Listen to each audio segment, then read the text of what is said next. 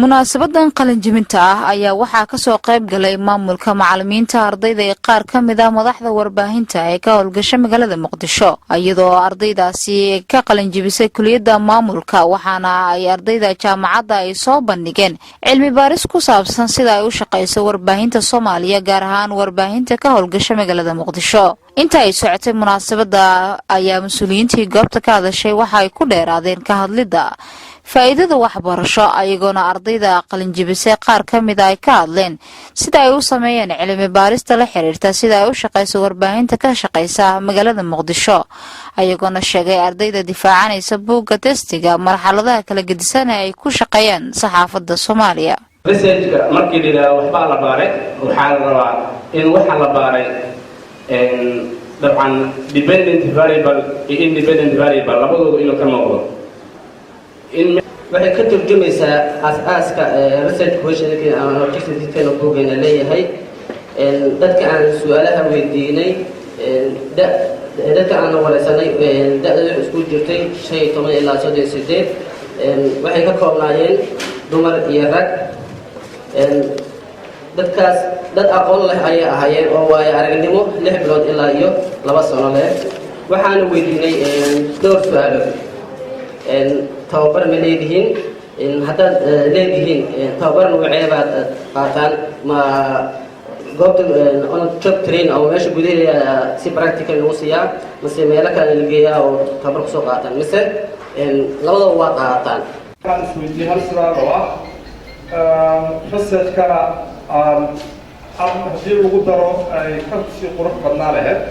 oo maadaama assessment la samaynayo oo kulay waan tagi baacanay wayna ka jawaabi doonaan haddii la eedmo marka assessment la samaynayo salahan oo kale oo trainingka saxafiga iyo performance-giisaba waxaa lagu xisaabtamaa oo kale saxafiga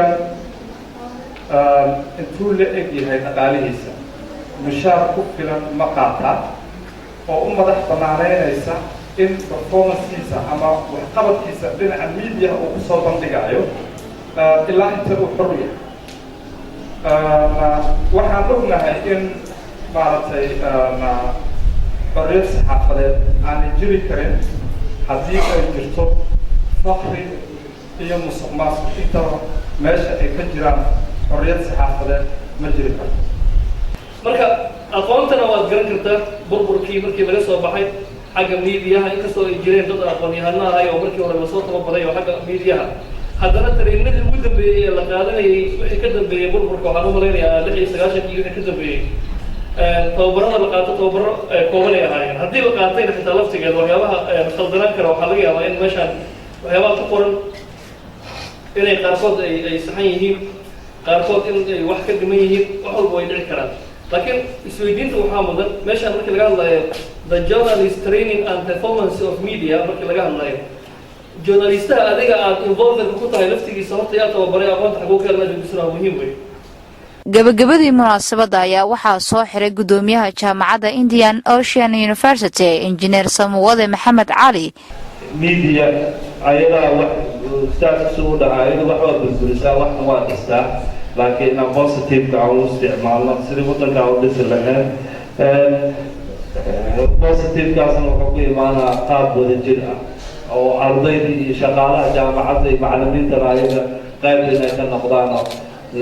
media positive but negative badan leh in point lagu sameeyo oo marka la aqoon gareeyo wixii intay salgareys maayana la xisaabinaya markii salska uu joogsado qof daawadana uu jirin waa yaraanaysa ardaydan qalinjibisa ayaa ah dufcadii 29aad ee ka qalinjibisa jaamacadda Indian Ocean University